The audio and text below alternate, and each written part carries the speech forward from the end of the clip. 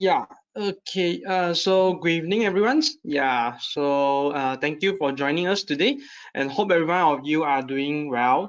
So I'm the MCs for today, Hang Seng from Philip Capital Sdn Bhd. So during the webinars, if you have any questions, feel free to type stamps into the question box, and I will address the question during the Q&A sessions at the end of the webinars. Okay. So as usual, I need to emphasize on our disclaimer where this presentation has not been reviewed by Security Commissions Malaysia and is provided to you solely for general information and does not constitute any recommendations. We are not liable to any losses arising based on these information. Investments are subject to investment rates. Therefore, you shall seek advice from qualified advisor before making any investment decisions. So now, allow me to do introductions to our companies, Philip Capitals, which is a wholly owned subsidiary of Philip Capitals Holdings Sdn Bhd. It is incorporated on the 7th of October 1995. Other than that, Philip Capital is a trading participants of Bursa Malaysia's Derivative Berhad, clearing participants of Bursa Malaysia Derivative Clearing Sdn Bhd, and also holder of Capital Market Service License, also known as CMSL. So our headquarters is in KL and branches are distributed across Malaysia, as you can see from this map of our slides. Okay, so I would like to take this opportunity as well to extend our gratitude on behalf of my companies, Philip Capitals, to our clients. Without you, we are unable to achieve the awards. In 2022, we have achieved 2 awards from Bursa Malaysia, which is the best overall and institution derivative trading participants. Okay, so our mother company, Philip Capitals, has office and branches over 14 different countries. And for futures, we cover not only products in Malaysia, but we are also covers from different exchange such as Singapore Exchange, CME, CBOT, NYMEX, and more. With our strengths of our global coverage, clients are able to trade both locals and foreign products under the same platforms. So Philip Capital focus on products offerings, which are futures, equities, and CFD. So reason why you should choose Philips: first, we are awards-winning broker for few years conservatively. Headquarters having 24 hours of brokering and execution support, which is crucial for foreign market for sure. So we also provide advisory service to our clients. Next, we have sent out our latest market news and commentaries to our clients every day through emails for reference. Other than that, we provide wide arrays of products that cover global markets that enable clients to trade varieties of products. Lastly, we provide online account openings that are easy to apply for your trading account. So advisory service from Philips include one-to-one coachings and also free seminars and webinars just like tonight. We will invite some of the famous speakers to share with all of our clients. Okay, at the same time, to open futures and CFD accounts are totally free. Okay? So as mentioned, for the free one-to-one free advisory, there are actually free one-to-one coaching sessions, which the key topics are focused on the introductions to futures, stocks, or CFD tradings, product knowledge, platform coaching, and also charting system. Okay, so we regularly conduct free seminars and webinars. So you could scan these above QR code for more details or access it through our official website. And yeah, we're actually having 2 weekly market calls that our client abreast with the market movement. And there's also another live counter technical analysis by our technical analysis. You could join if you are interested. Same as well, we can scan the QR code if you're interested, or you're able to access it through our official websites. Okay, so if you wish to open a trading account online, feel free to visit our website, or you could scan the QR code and it will directly link you to the online account openings form. If you need guidance on this online account opening, do not hesitate to contact us. Okay. So for the account openings, you receive compliments of the mobiles and desktop platforms such at no cost and access to wide arrays of products include global futures, commodity, interest rate, indexes, and also metal. And this is the platform that we're using for our futures, which is Philip Nova, commonly used by our clients to access global products. For the desktop version, it's a web-based platforms, but for the mobile versions, you can trade using Philip Nova application, which allow you to trade anywhere and anytime. So this will be the POEMS Global 2.0 for our securities products. which cater all stock included local and foreigns in only one platform. So all-in-one stocks watch list allow you to having better experience when you comes to the stocks markets. And the last one is the CFD Trader, which is the app specially designed for CFD clients with user-friendly interface and also providing live chat, price alert, and advanced order types. Okay, so at the same time, we are currently having promotions calling Trade and Earn Swiftly promotions, which bonus your trading activities that rewards with touch and go reload pins with value up to 1,800 ringgits and stand a chance to win exclusive prize. Okay, so you can start trading either on futures, CFD, or stocks until the end of this December. Okay, so after a few introductions, now let me introduce our invited speakers for tonight webinars. Daniel's career actually begins in 1985 of trading commodities futures. He made a significant profit shorting the Hang Seng Index during the 1985 stock market crash. He later excelled in finance, ultimately founding Traders Academy Internationals. So let us welcome our speakers tonight, Mr. Daniel Ang. Okay, yeah. So hi, Mr. Daniel. Are you here? Yeah. Good evening, all of you, and a warm welcome to this webinar itself. I can't hear your voice, Mr. Daniel. Have you unmute yourself? You're not able to hear me? I have unmuted. You're not able already. All right, and good evening to all of you. Just to catch up, and I have not seen you guys for quite a while, and a lot of things has happened. Now, just to give you a little bit of background as to what we are going to talk about tonight. We're going to talk about US equity markets in general. And of course, we knew the equity market has actually been rallying since last October. And I think it peaked out in August of this year. And for the month of September, it has been only one-way street. The market has been coming down until recently. And we're going to talk about what market is going to do from here onwards. Now, if you can see my my slide, that'd be great. Okay. And before I go to the content itself, let me remind you that this presentation is not an offer to buy or sell any kind of securities, be it futures or options, and do understand the trading of any kind of derivative do carry risk, and do understand your own risk profile and your suitability before you embark to trade any kind of margin products. And of course, there will be a big segment in which I'll be sharing with you my views on the market itself. So do remember, those are my views and has got nothing to do with the host, the sponsor, and even my company, Traders Academy International Private Limited. And therefore, we will not be responsible for any action that you may take as a result of attending this presentation. And of course, like what Hang Seng said, this presentation has not been backed up by the SC of Malaysia. So do take that into consideration when you are viewing this presentation itself. Now, let's get started. Now, what is driving the equity markets in the States right now? Okay, I could think of three broad segments which is driving the markets as we are speaking right now. One is the surging treasury yields. Now, what are treasury yields? Treasuries are basically a debt instrument issued by the US Department of Treasury, which is our de facto finance ministry. When they want to raise money, they will issue debt instruments, and there is a coupon rate, meaning that there is always a return.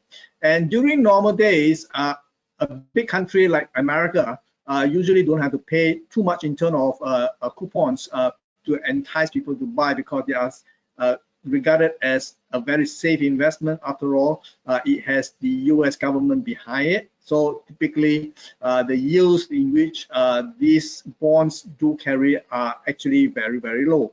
But things have changed over the last 16, 17 months. We can see the interest rate has been rising.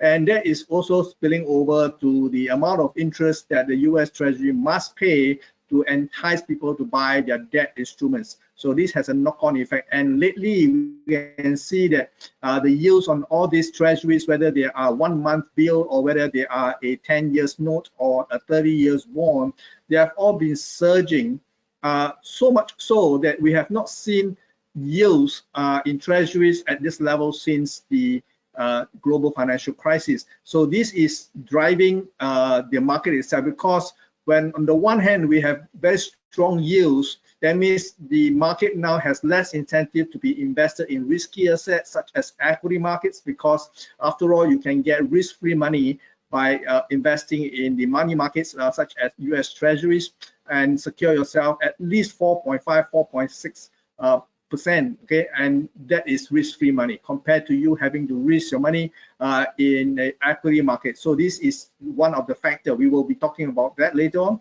And of course, the other one is actually a result of the surging yield in treasuries, because they fit into each other. So what is the dollar strength got to do with the treasury yield? Now, you don't forget that a lot of buyers of these US treasuries actually come from overseas. And when you compare the amount of yield that the investor can get by investing in US Treasury, of course, it becomes very attractive. So what happens is that foreigners who wants to buy US Treasury to earn the yield have to first exchange the domestic currencies into dollars. And this is exactly what is happening. When you have the dollars, then you can obviously participate in US Treasury markets here, okay? So the thing is, the demand for dollar has been surging, and this is also feeding into the narrative of surging treasury yields. Now, the other one, of course, it has been ongoing for many, many months now, since March of 2022, when we have interest rate going up from almost 0 to the current 5.5%. The Fed fund rate right now is about 5.5 to 5.25, 5.75 right now. So we can see that the higher for longer interest rate is also feeding into the strong dollar narrative, which is also feeding into the US Treasury at the expense of equity markets for the whole of September and in the early part of this month itself. But I think lately markets has sensed a shift in sentiment. So let's talk about what is that shift, okay? Now, going back to the yield, this one will explain to you better what is behind the surge in the yield itself. Now, the 10 years Treasury is a medium-term note. Now, we all know the US Treasury issues a wide variety of debt instruments from as little as a month.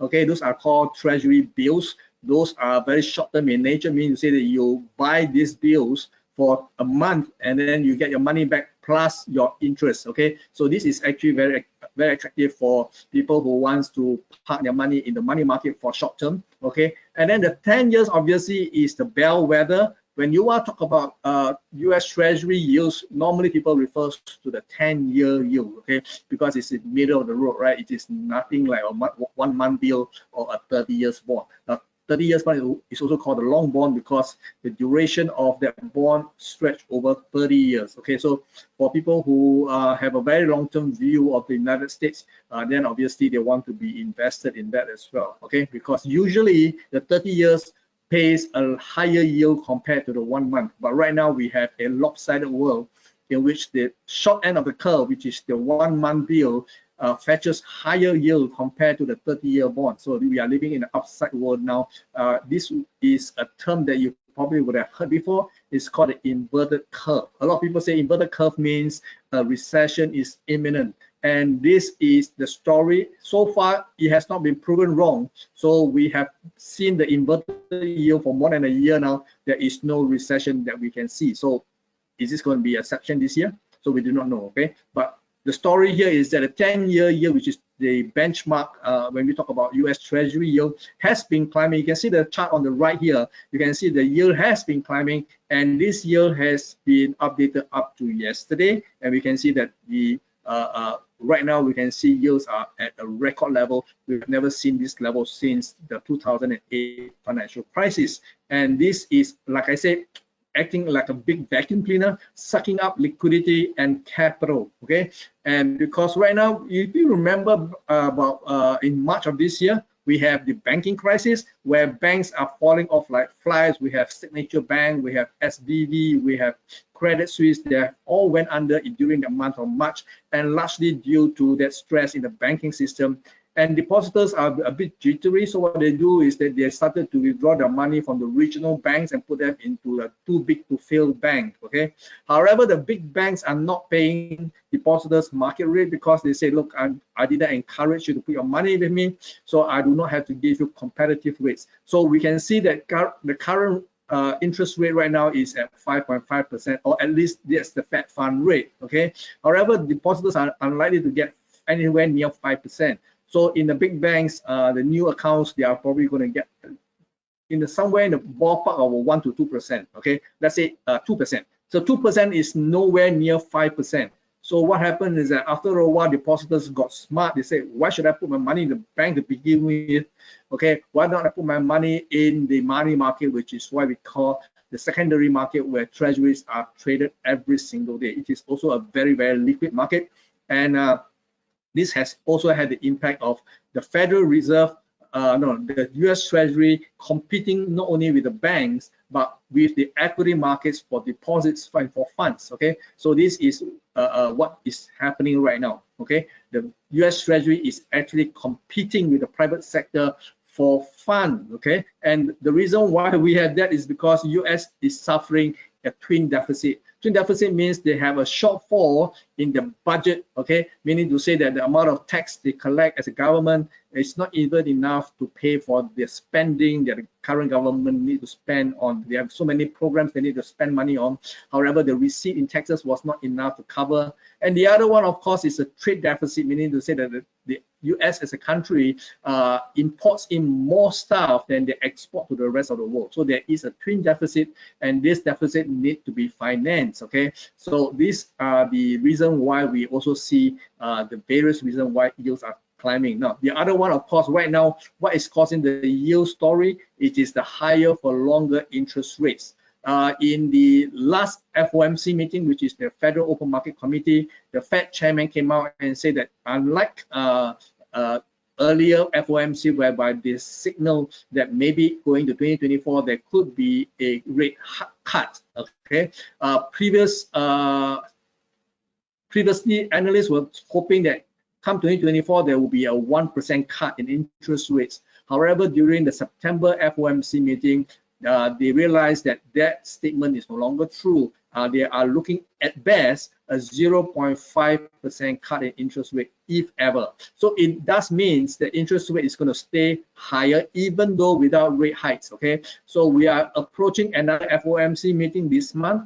The next one will be coming up at the end of October and the first day of November. So it's spread out over 2 months. Okay, and analysts is now worried that, okay, or not, I won't say worried, they are focused on whether the Fed is going to hike interest rates or they're going to hold interest rate like what they did in September. So this is something that is driving the market right now. So whatever the case is, 2024 will not see a massive cut in interest rates the way things stands up right now. Okay, but things may be changing because of what happened over the weekend. We can see that if you have noticed that the news has been all about Israel and Hamas, and this could actually change the dynamics, at least the possibility of a change going on. Okay, I will touch upon that very briefly later on.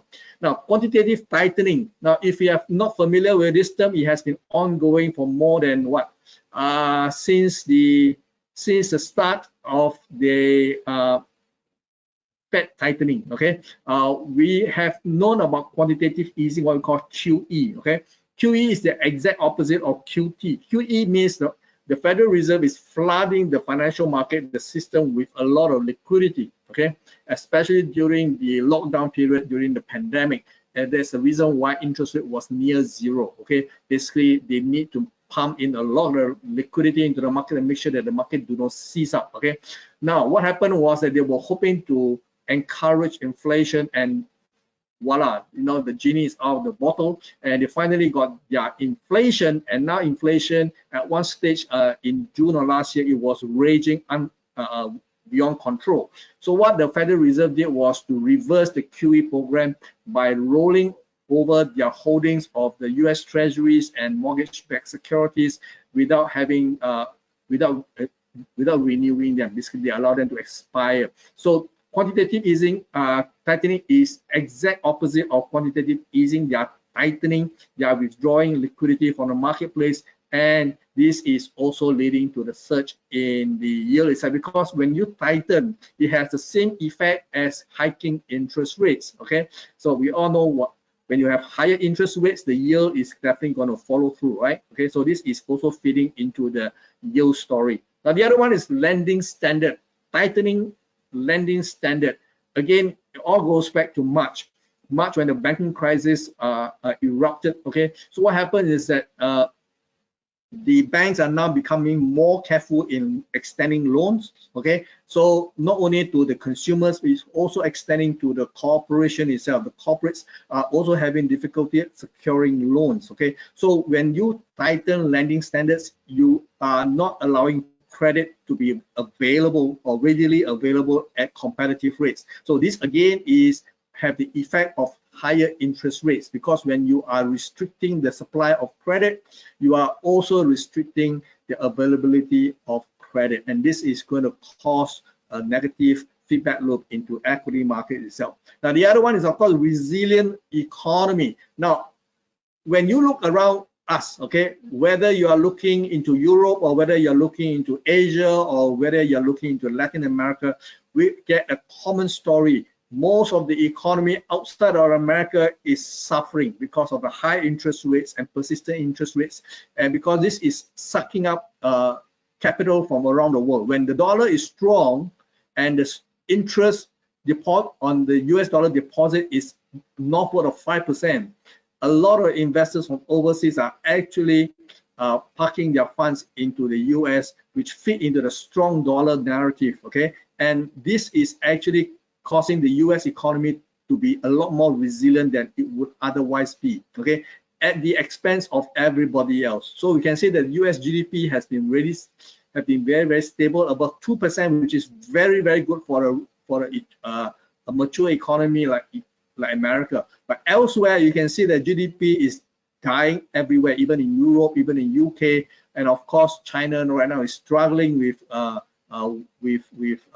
side effect of the long lockdown during the COVID, and basically there is a lot of economic destruction going on.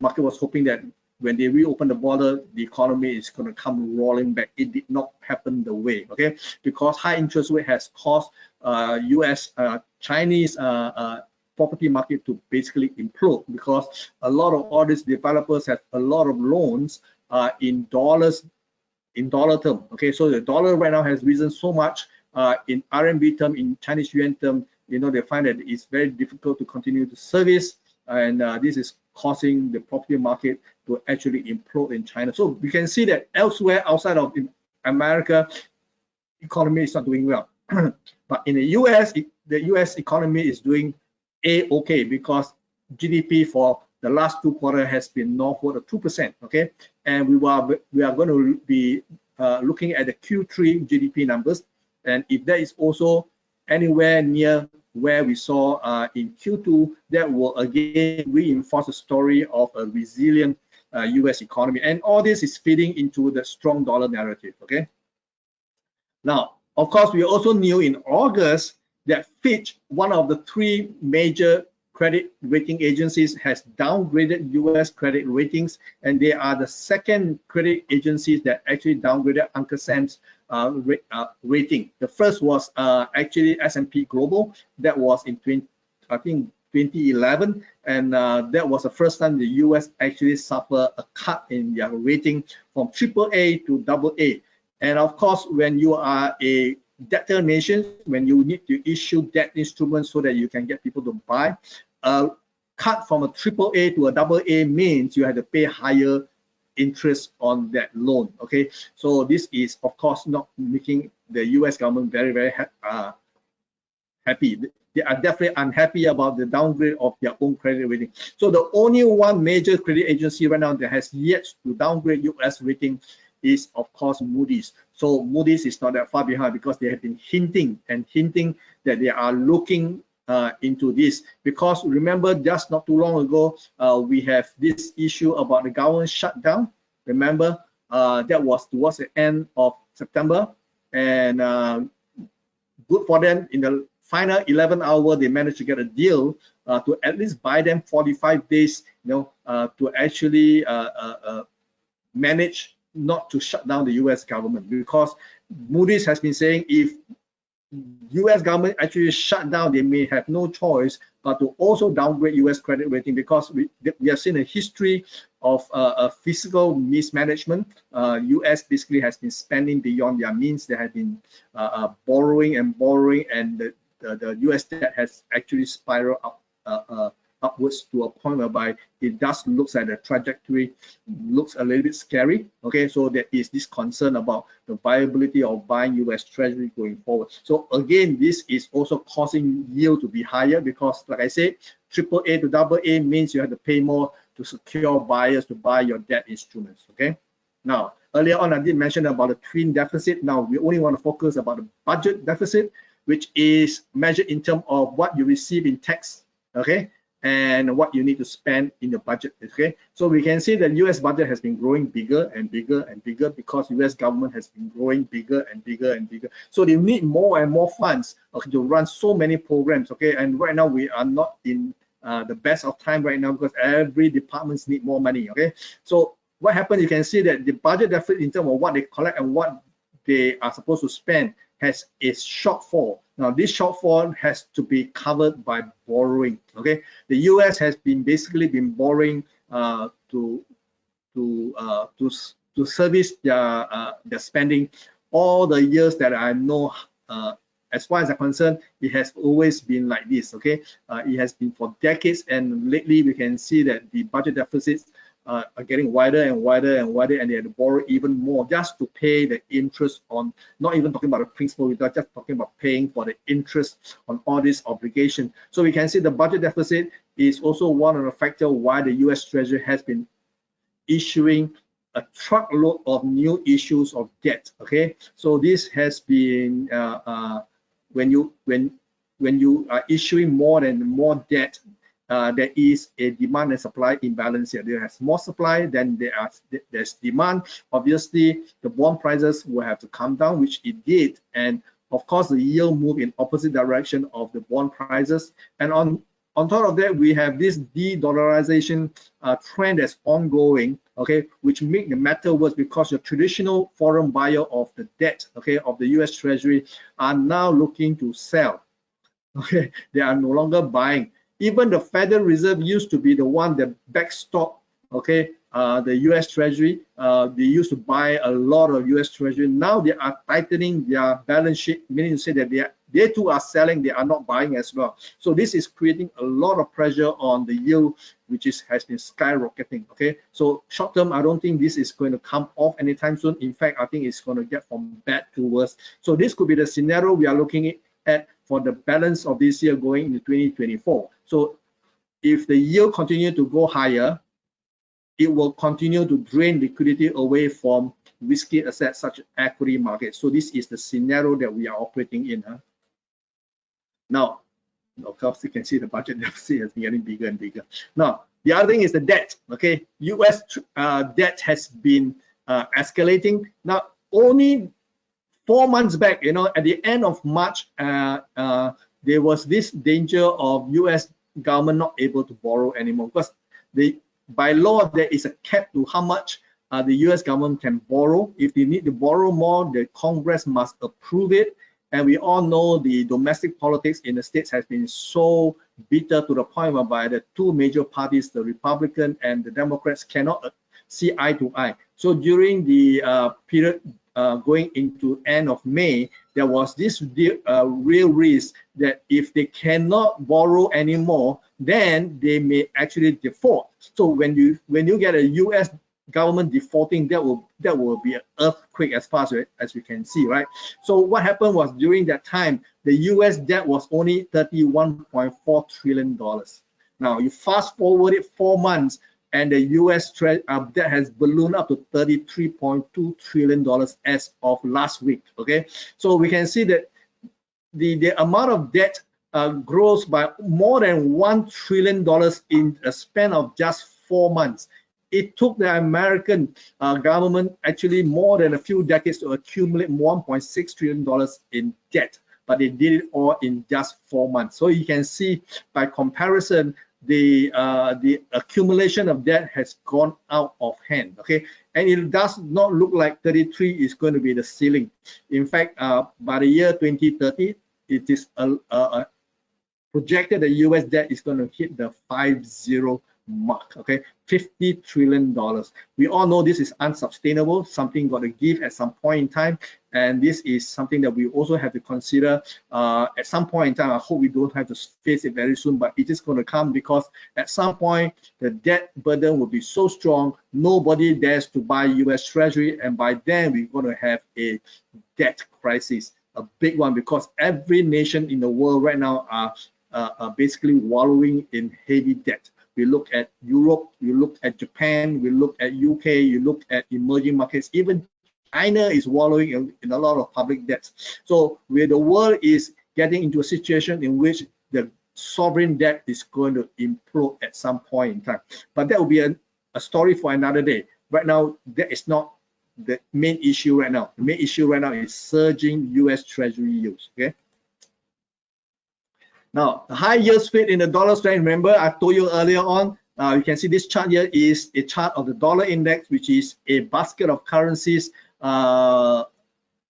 measuring against US major trading partners. We have the euro, we have the sterling, we have the Japanese yen, we have the Canadian dollars. All these are in the basket that make up the composition of the dollar index. Now, what's really funny is that this basket of currencies that make up the dollar index does not have the Chinese yuan, because we know the US-China trade relationship is so pivotal. They wanted to decouple, but they can't, because they are so connected economically speaking. Okay, China and US trades a lot among themselves, but for some reason the RMB is not in this basket here. So when you look at the dollar index, it's basically a super euro. Okay, so when you look at this chart, if the dollar is going up, you can be sure that the euro dollar is coming down. So you can see that this dollar has been strengthening since the middle of July, and it is no accident. What happened in right after June? We have the debt ceiling being suspended temporarily all the way until end of 2024. And it was also about that time, shortly after they suspend the debt ceiling, the US Treasury started to borrow big time. Okay, so this is also causing the dollar strength to go up. So you can see that the strong dollar is fitting into the high yield, and the high yield is encouraging strong dollar. So it is a feedback loop, right? So higher yields encourage even more dollars to come in. Okay, and the dollar is fitting into the treasury itself. So this is, you know, the two is the same.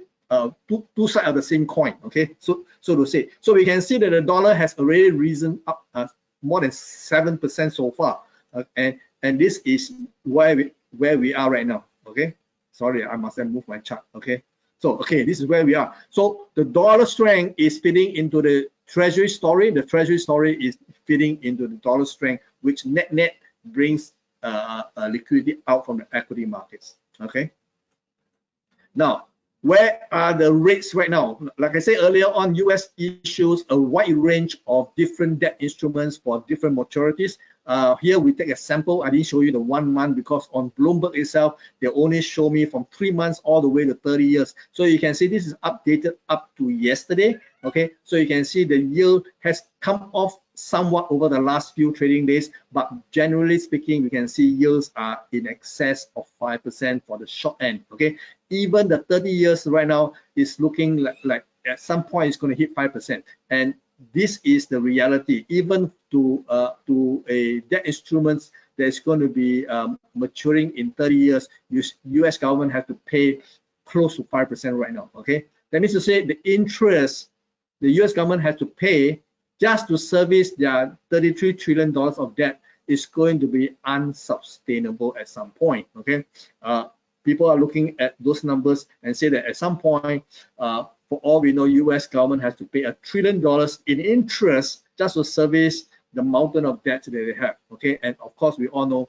that is going to be impossible over the long term. Okay, now Why am I showing you this chart now? This is the Russell 2000. The Russell 2000 is one of the stock index. Okay, it is made up of small caps. Okay, we don't normally hear about Russell 2000, but it is a very viable index, because within this composition of the Russell 2000 has a lot of regional banks. Okay, so when you remember earlier on, I said that the regional banks in March was where the seat of the banking crisis, and this crisis is by no means over. Okay, so what happened was, during the height of the banking crisis, the banks actually bought a lot of long-term bonds from the US Treasury during the period of near zero interest rates, because banks have to invest somewhere. Okay, during the period of almost zero interest rates, there was no place that they can park their money. Okay, so they can only park in long-term treasury bonds, which have some kind of yield. But when we look back, okay, interest rate right now is 5.5%. That means whatever they bought during those period of near zero interest rates, those are underwater. Now, those is just a credit entry. Okay, typically it will not be a problem if you hold those bonds to maturity, right?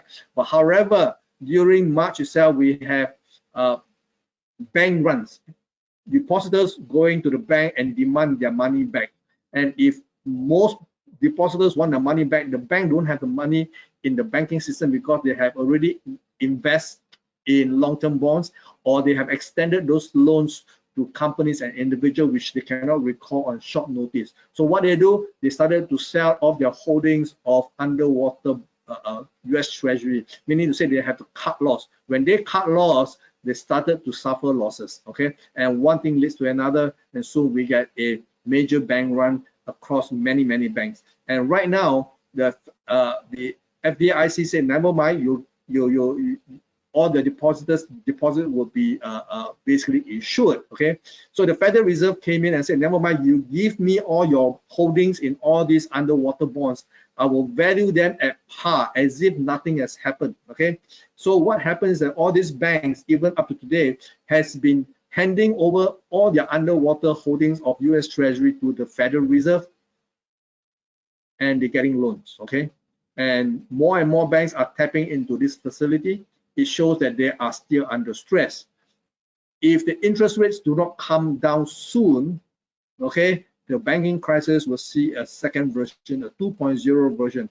And this is one of the reasons why you need to look at this Russell 2000. This is the index that contains a lot of these regional banks. So if you are bearish, or if you are thinking that banking crisis will come back again in a big way, then obviously you want to look at selling this index here, because it contains a lot of regional banks. Okay, and there's this portion here where it's highlighted red. Okay, this is where the banking crisis is. Okay, you can see the market actually went down very sharply. This is the phase. Okay, since the market has recovered somewhat, people think that this is the banking crisis is over. I'm sorry, it is not over. It haven't reignited yet. Okay, so this is the Fed chairman. Jerome Powell has mentioned during the last FOMC, during his press conference, he said that interest rates is likely to stay at 5.1% all the way until 2024. Where is interest rate right now? 5.5. Okay, so he's saying that by end of 2024, we are looking perhaps, in the best case scenario, 5.1. So basically, interest rate is not going to come down in any significant way. We have not heard about the word pivot, okay, like what we hear at the beginning of the year. Pivot means the Federal Reserve will have to do a U-turn from hiking interest rate to cutting interest rate. So that is not happening. So we are right now looking at even the fact that the Federal Reserve don't hike interest rate is not coming down. It's just going to hold it up there, okay? And obviously, the excuse is that inflation has not been defeated. Yeah, inflation has come down way down from last June high of 9.1%. Right now it's 3.2%. Okay, it has come down by almost more than 6%. Okay, but still he says he has not reached his target range of 2%. I'm not sure whether the 2% is even achievable. Okay, but the fact is that the Federal Reserve said unless long-term interest rate come down to 2%, interest rates got to stay high. Okay, this is his narrative. But we all have to look at it for what it is. Now, let's go forward. Now this is the chart for the S&P 500. You can see that the market here has come down for the whole of September itself. You can see that the market actually picks out in end of August. High in the S&P cash index was 4,607, and the market has pulled back to most recent low, and most recent low means last Thursday. This time last week, the market was hovering near the bottom of this range here, and the market did what we call a three-wave technical pullback. Now, when you see a three-wave pattern, this suggests that this is only a correction. So what does it mean? It means after the correction is over, the market is going to resume its original trend. So there is that possibility, technically speaking, the market may be gunning forward. How are we going to know whether this is going to be the case? Look at all these new highs here. I mean, the most recent highs, okay, 4,541, 4,607. If the market breaks out of 4,541, that will be the first sign the market is breaking character and is looking to rally, perhaps even into a new high. So do watch out for the possibility. So because this is a three-wave, unless the market do a U-turn and come back down, okay, and in a very, very steep 90-degree drop, then obviously that will be a different story entirely. But for now, we have to assume that this is just a technical pullback with the possibility of the market resuming its rally from last October low, okay? Now remember, throughout the whole of 2022, the market was basically coming down. In fact, the market started to peak in the first few days of 2022, and it has been one-way street all the way until October last year, and it only started to recover, and this recovery started to pick up pace, okay, in the three-wave rally. So imagine this is a smaller degree three-wave pullback, but this is a much larger degree three-wave. It means this rebound here is a larger degree correction of last year's decline. So it means also that in the larger scheme of things,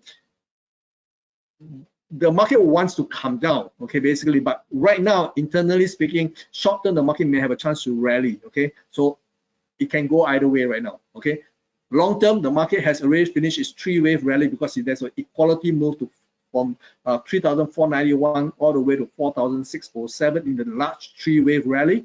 And now internally, there is a smaller degree pullback, okay. The market could actually challenge this one more time, but personally, I think my bias is to the downside when we look at the lower time frame, okay. So I'm not going to go into that right now. I'm just going to show you the cash market, okay.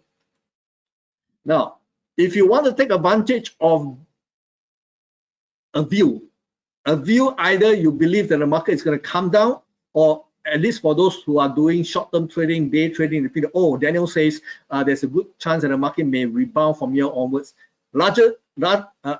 Higher time frame suggests the market is going to come down, but lower time frame suggests that there could be a bounce, which we have seen since last Friday after the non-farm payroll. Now, the non-farm payroll is very interesting because the number was exceedingly good. Market was expecting 170,000 new jobs. However, the release was 336,000 jobs were created, which is a blockbuster number that blew all estimates out of water, okay. And that is actually negative for equity, because when the labor market is so strong, it means the Federal Reserve will have no chance of cutting interest rates. So that was the initial reaction last Friday when the non-farm payroll was announced. The market actually dipped. When I say market, I mean the equity market actually dipped, okay.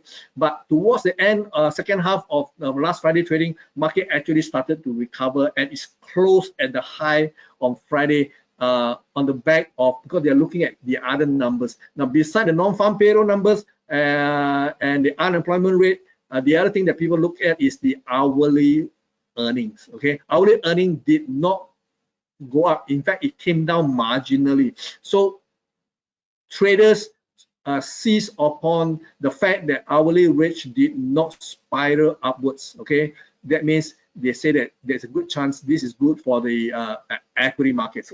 Anyway, that was how analysts wrote the story, okay. Market went up towards Friday and it continued to go up on at the start of this week itself. Now, over the weekend, we already knew something happened over in the Middle East, right? There was Hamas, which is one of the militant group within the Palestinian diaspora, actually launched an all-out war against Israel from the air, from the sea, from the land, and this is unprecedented.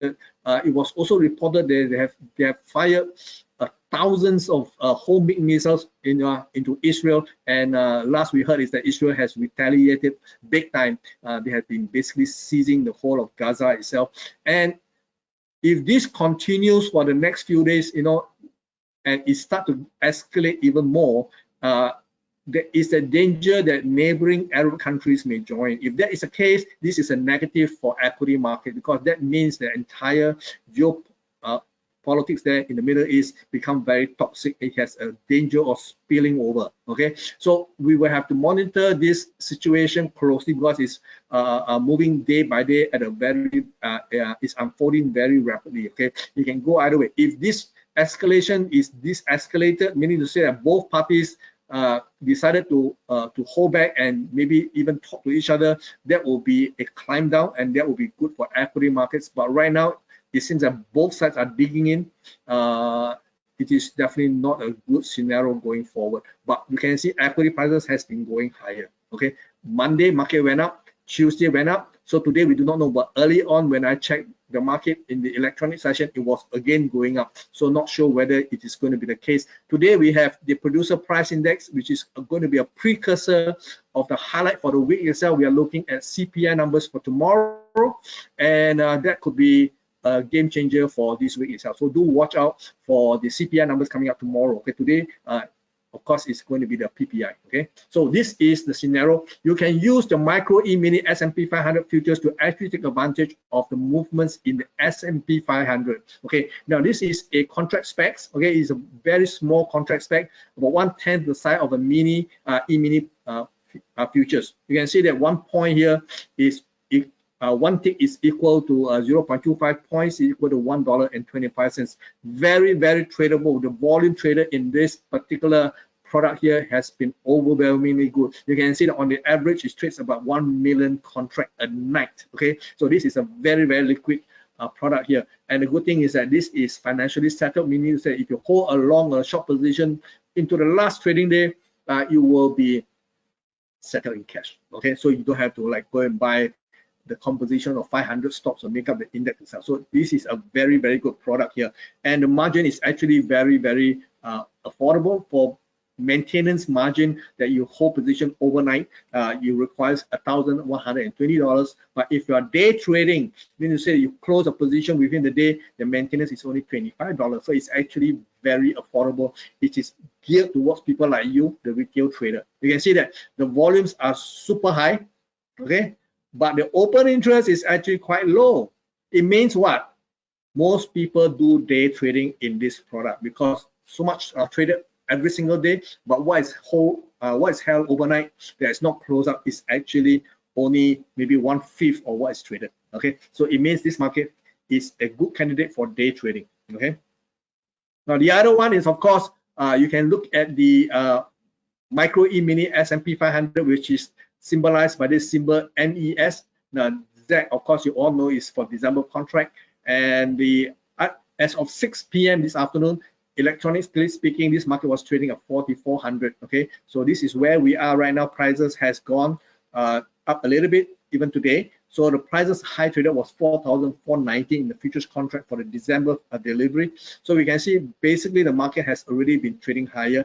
The next level of interest to me will be at 4,493.5 to 4,508 even. So we can see there is a little bit more to for the market to go before it hit some kind of resistance. So if you believe short-term market is going to go higher, then this could be a candidate for you to buy. Okay, so again, depending on your outlook. Okay. Now, going forward, you can look at the Nasdaq 100. The Nasdaq 100 is also a very tradable product itself. Let's say if you got a view on tech stock, for example, we know that at the beginning of this year until at least the second quarter of this year, we can see all the talks were on tech stocks. We have ChatGPT, we have AI, and all this has been ramping up tech stocks to valuation. To a lot of people, it become too rich. Okay, but you can see that the entire market was actually led by the Nasdaq market. After all, in the cash market, Nasdaq 100 is up 38% year on year. Okay, obviously we still have 3 more months to go before the year end, but it is very, very impressive. Remember, this time last year, tech stock was nobody's darling. Everybody was selling tech stocks, but this year we can see the Nasdaq 100 has been leading the charge higher to a high point of 15,932. Okay, as of the end of August, and market also pulls back in a 3-wave structure.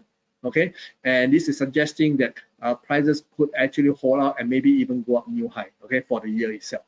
Okay, so we can see the bottom for this one up as of last week was 14,432.6, and this is the cash index again. There's a good chance the market, once taken up 15,618, is likely to go even higher. But again, we have to contend with these 2 layers of resistance. First layer is 15,815 to 16,017.4. So this is the first layer. How do I get this? Obviously, this is a form of technical analysis. We are not going to go into that, but just tell you that this is a first layer of resistance. If the market goes beyond 15,937, which is the year high so far, the next layer of resistance is going to be at 16,374.8 to 16,674.8. So you can see the market topside has a little bit more to go, but again, it is going to be many layers of resistance. On the downside, the market did a 3-way pullback, did not quite hit equality. I was hoping that the price will dip into this level between 14,244 to 13,930, but it fell short. It only went down to 14,432.6 and then started to rebound. Is this going to be the end of the story? Is it going to go higher from here onwards? It may be. So again, you have to form your own ideas. Now, when you have an idea on the Nasdaq 100, you can also trade it. In fact, this one has very good volume. You can see that the volume traded in this particular product is even better than the micro E-mini S&P 500. Okay, you can see every day is excess of 1 million contract traded every single day, and the open interest is even lower than micro E-mini S&P 500. So this is again a product that is very suitable for day trading. Okay, and you can look at the contract spec itself. The 0.25 point move is 50 cents. Okay, when you look at the other one in the micro E-mini S&P 500, it's $1.25. So that's 50 cents. Okay, so it's actually very, very, very tradable. Again, it's financially settled. Okay, and the margin required is of course going to be higher because of the higher notional value. Overnight maintenance is $680 for now, and for day trading is only $50. So again, this kind of margin is not cast in stone. If the market becomes more volatile, the exchange reserves the right to change these margins or at their discretion. Okay, so do periodically check with your broker what is the latest margin required. Okay. So when we look at the futures contract now, this is the micro E-mini Nasdaq 100 futures contract. Again, this is updated up to 6 p.m. today. In the electronic session, the market was trading at 15,307.5, and this does suggest that short term the market may have hit some kind of resistance right now. Yesterday night high was 15,383.5, and there's a good chance market may go back into this bracket of prices. Whether or not it can punch through remains to be seen, but I think there's a good chance it may actually be capped. And if the market do pull back short term speaking, I think the bottom is going to be around 15,000. So look out for some kind of support around 15,000. And if you still have belief the market is going to go up, obviously you can buy from here. Or if you think that the market is likely to do a short term pullback, then when the market goes into 15,326 onwards, you can start to look for a level to sell. Okay, so basically depending on your outlooks. Okay. And the Russell 2000, which is something that I showed you earlier on. Now, if you have a view of the banking system, like I say, if you believe that if the bank is going to go into trouble again, then this will be an ideal candidate to sell. Okay, so the market has been trading in a very different structure. When you can look at the price structure here, it looks very, very different. The market has been trading very broadly between 2 layers of prices. At the bottom, we have 1,644. And the upper level is 2,000. So it is very, very wide margin here, about 350 points in between. So the market is doing broadly sideways markets. It's consolidating in a very, very broad range, about 230 points. Okay, so do watch out for this. At the lower end, you want to buy. At the upper end, you want to sell, basically. Okay, so the market just bounced off this level, which is equality move. Okay, slightly more at 1.236%, and it hit the target here exactly, and then started to reverse. So if this is the case, short term, maybe you want to go higher, and if the market do drift higher to 1,900, or even before that, if you think that market may have a chance to drift to 1,900, then you should be looking to buy, right? Okay, so it all depends on, again, what is your outlook and what is your time horizon. Okay, now this is the product you can trade. This is also the Micro E-mini Russell 2000. The volume is not as much as what we see in the Micro E-mini Dow, S&P 500 or even the Nasdaq 100. The average volume traded is just about 4,000 to 6,000 lots per night. So it is not as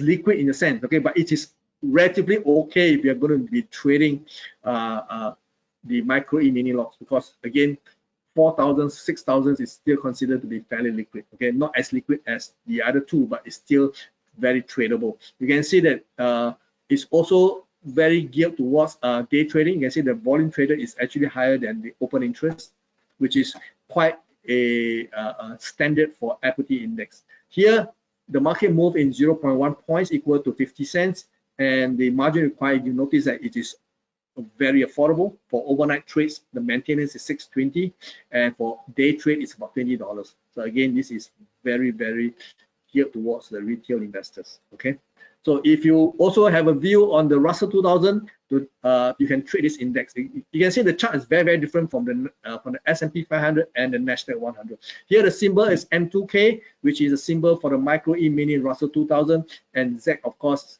is for December. You can see that the prices has been coming down. So the trend here is actually very clear. How do you know? Because the highs are getting lower, the lows are getting lower. So basically this is a downtrend. Okay, however, the market has hit a pocket of prices and it's currently reversing. So short term, as far as we can see, the prices can go to 1,817 to 1,826 thereabout. You can see this could create a selling opportunity. So if you believe that the market is going to be still trending downside, then obviously you want to sell if the market can get into this bracket of prices. Okay, target maybe a revisit of the 1,720 here. Okay, so again, develop your own views. Now, the last but not the least is the Dow Jones Cash Index. Okay, we all know that the Dow Jones is the bluest of blue US equity index barometer, and it is used and tracked by the big guys, the money managers, the hedge funds do track this. Okay,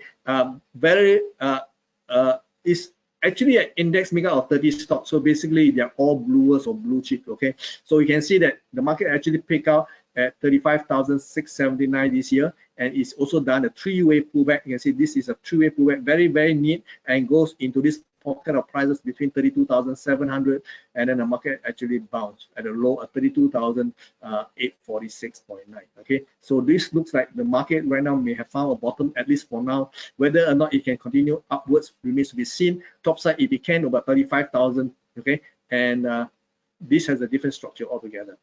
If this is a three-wave rally, okay, and this three-wave rally have not hit its target yet, the target is 3,748. So it does theoretically means that there is a possibility we may see the Dow Jones goes even higher. Okay, but you have to take it each day as it comes. Okay, now if you want to trade this product, okay, this is the wrong one. I should be showing you the index. Okay, here the title is wrong, but the contract spec is correct. Okay, so here is 1 point is equal to 50 cents. This year the margin required is $800 and the day trade margin is $52. Okay, the heading is wrong, but the contract spec is correct. Okay, here you can see that the open interest is slightly higher. The volume traded is slightly higher than the Russell 2000. Okay, again, this is very, very geared towards the day trading community. Now, if you got a view on the Dow Jones itself, this is the symbol MYM, December contract, and you can see prices has come down big way, hit the equality level, and markets hold here at 33,000, and now it's doing the rebound. As of this afternoon, the prices seems to hit a pocket of resistance, and it is 34,000 to 34,190 thereabout. And if the market cannot break beyond, it's likely to come back down and revisit 33,000. Again, you have to do your own analysis, but this is my view. If I have a chance right now, technically I should be looking to sell. Okay, now the overall success of the Micro E-mini S&P 500 futures has already done 1 billion contract traded since the day it was launched. Okay, so you can see that this is a very successful product. In fact, the equity index futures has been one of the most success story in anywhere you trade. Anywhere that offers an equity index futures, that product will do very well, because a lot of investors are still very much geared towards equity markets. So this is a natural product for them, whether they are looking to hedge their holdings in the in equity markets, or they can use it to for day trading. So you can see that this is a very natural market, and it has a lot of volume, and it is very, very popular.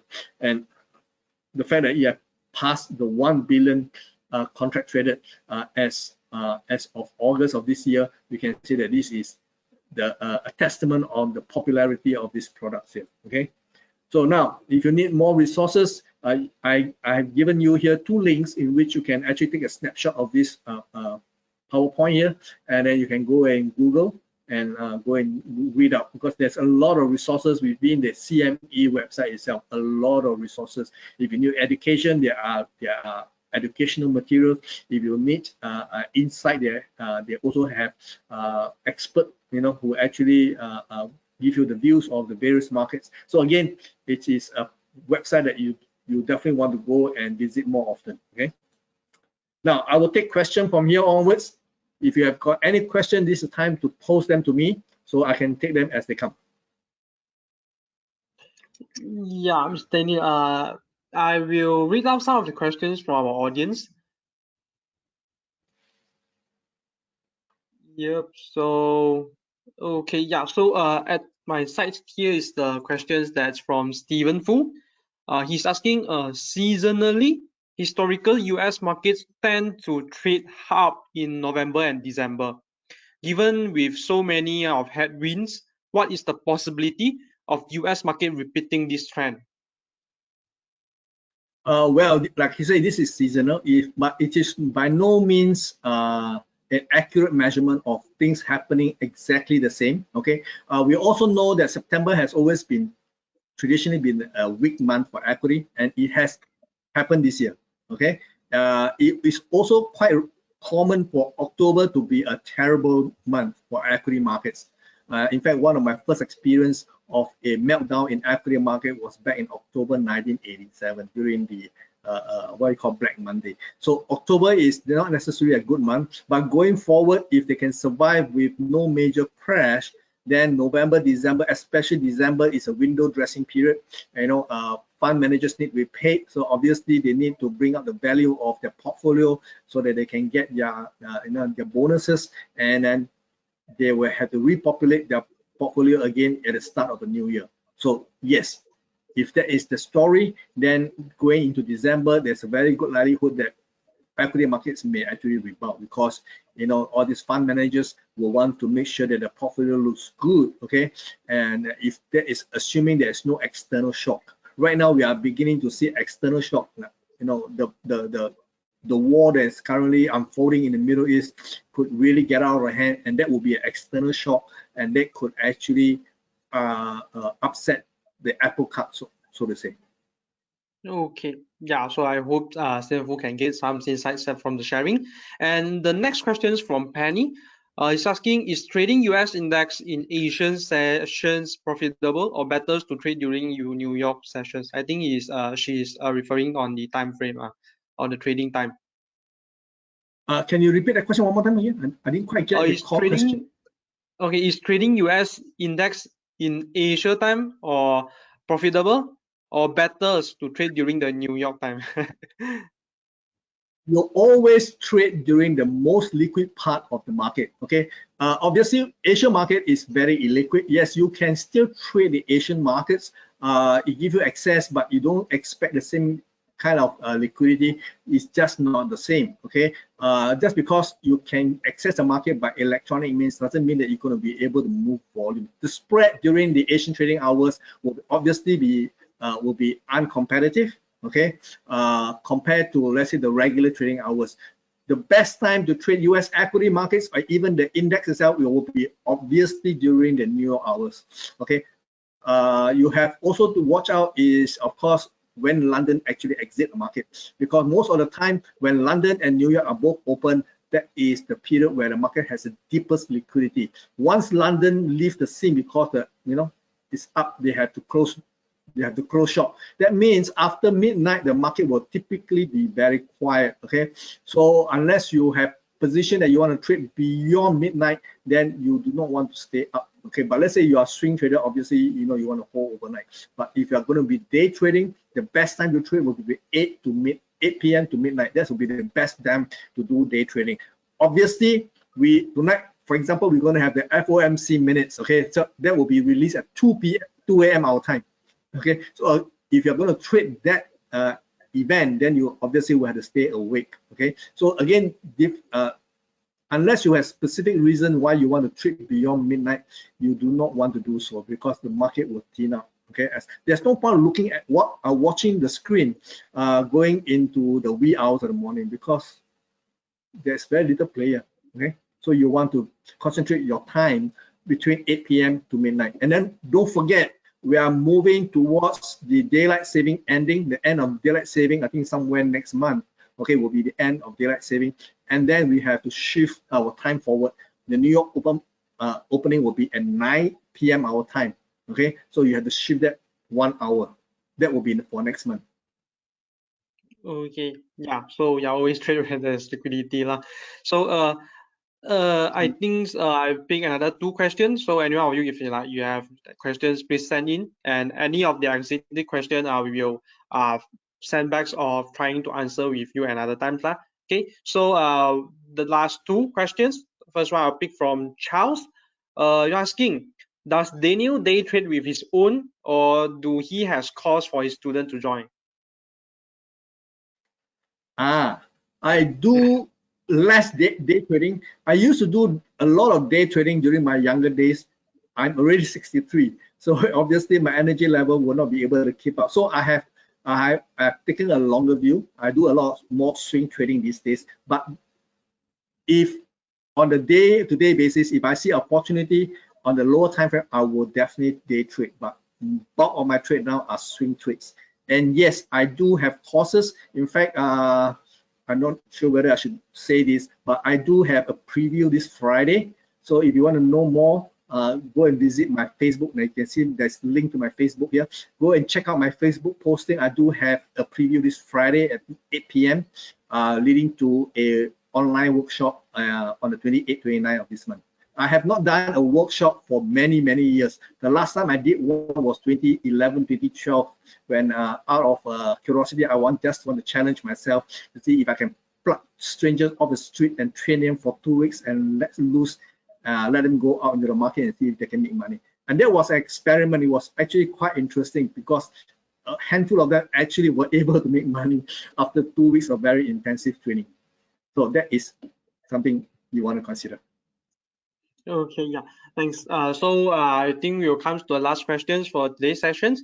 What would be the signs or leading indicators, could be the hints for Fed to start cut the interest rate that we are able to focus on? Okay, so far the language used by the Federal Reserve itself is that interest rate is likely to stay higher for longer. But again, things may change because of this war that's happening right now. Okay, if this war that is currently unfolding escalates, okay, and to the point whereby it becomes a problem, okay. When I say a problem, means it's going to impact the American economy big way, because on the one hand we have an ongoing war that is still raging in Ukraine, and now we have another war now in the Middle East, in which both the United States are going to finance. Okay, so the US has been sending a lot of military aid, and if this war in the Middle East drags on for far too long, US will have to find means to finance these two, okay, ongoing war, and it will damage their economy. So if this war continues beyond, let's say, this year, it looks like short term both sides have dug in, so it's very difficult to ask them to stop, okay, because right now it seems that they have, really want to slug it up, and this means that for the short term it's going to be problematic. But the question here is, will the other nations jump in? Okay, because most of the Arab nations are actually sympathetic to the Palestinian cause, and if they see that the Israelis are going to wipe out the Palestinian in Gaza, I think at some point they would have to take a stand. And if that's the case, then it could lead to something totally unpredictable and totally uncontrollable. Okay, so if that's the scenario, yes, I think the Federal Reserve would have to change their view about keeping interest rate higher for longer, because they must make sure that there is enough liquidity in the economy itself. Okay, right now it seems to be we have a bit of illiquidity going on because of the Federal Reserve doing quantitative tightening. We have the Treasury Department issuing mountains of US Treasury, and this is causing the market to be illiquid. The market will behave very differently if there is a lack of liquidity. So this is something that we want to watch out for. Okay, so the only one case which I think that will cause the Federal Reserve to actually abandon their higher for longer interest rate narrative is that this war in the Middle East actually escalates to a point whereby it starts to negatively impact the US economy. That will be the first thing. Okay, yeah, so thank you very much for Mr. Daniel, and then that will be our last questions. And yeah, we all would like to thanks for the audience that we can feel the interest and also the passions from Mr. Daniel towards the investing market, and also the passions to share with all of us. I believe all of our audience gains and learn a lot of things during these sessions. So yeah, it's also the honors for Philip Capitals able to invite Mr. Daniel. Yeah, just know that every Sunday I have a free to attend webinar. I do a weekly market rep every Sunday 8 p.m. If you want details, go and check out my Facebook posting. I do it for free. Anybody can come and listen. I will basically do a recap of what the market has done the week itself and what to look out for in the coming weeks. So you're free to come if you want to. And the link will be onto my will be posted onto my Facebook page. Okay, yeah, so thank you very much for Mr. Daniel. So to the audience, for today's sessions, we are having our recorded video, so you're able to access it through our YouTube if you would like to review through those sharings from Mr. Daniel just now. Okay, so I think we comes to the end. Yeah, last again, thank you very much for Mr. Daniel for his sharing and insightful sessions. So thank you everyone and good night. Yeah, good night. Okay, bye bye everyone.